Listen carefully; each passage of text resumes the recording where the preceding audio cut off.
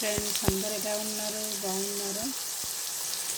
So ఈరోజు వంకాయ fry అండి. వంకాయ ఫ్రై ఎలా చేసుకోవాలి సింపుల్గా ఒక 10 minutes నుంచి క్లియర్గా ఎక్స్ప్లెయిన్ చేస్తానండి. ఫస్ట్ వంకాయని ఇలా సన్నగా పొడవుగా కట్ చేసుకోవాలండి. కట్ చేసుకొని కొన్ని వాటర్లో సాల్ట్ యాడ్ చేసుకుని అందులో వేయాలి. అలా వేసినప్పుడు వంకాయలు బ్లాక్ కావాలి.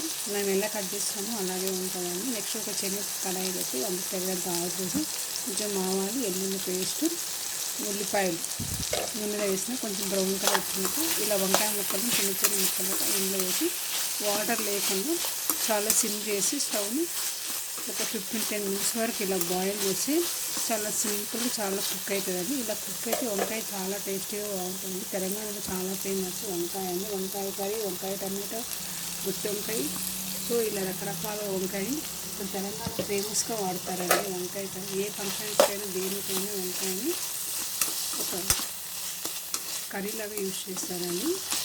సో ఇలా సింపుల్గా మనం ఫ్రై చేసుకుంటే చాలా టేస్టీగా ఉంటుందండి. నేను ఉత్తి టమాటాలు, వెల్లుల్లి వేసి ఫ్రై చేస్తున్నానండి. సో తగినంత సాల్ట్, ఇందాక పసుపు వేసాను కానీ తగినంత సాల్ట్ కూడా యాడ్ చేయాలండి. సో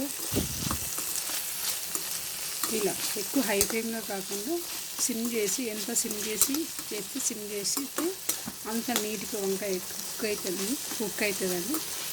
కానీ వంకాయకి మించిన కర్రీ వేరే ఏముంటుందండి. సో వంకాయ చాలా బాగుంటుందండి. చపాతీలోకైనా, పూరీలోకైనా, వేడి రైస్లోకైనా చాలా బాగుంటుందండి. సో ఇప్పుడు కొంచెం కరివేపాకు వేస్తున్నానండి.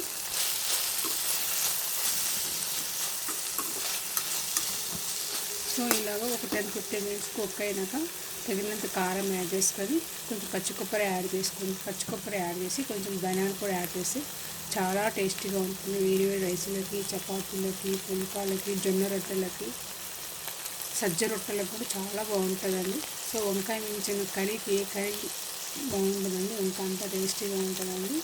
ఓకేనా ఫ్రెండ్స్? ప్లీజ్ సబ్స్క్రైబ్ చేసుకోండి. ఒక చిన్న లైక్ ఇచ్చుకోండి ఫ్రెండ్స్. ఓకేనా ఫ్రెండ్స్? బాయ్.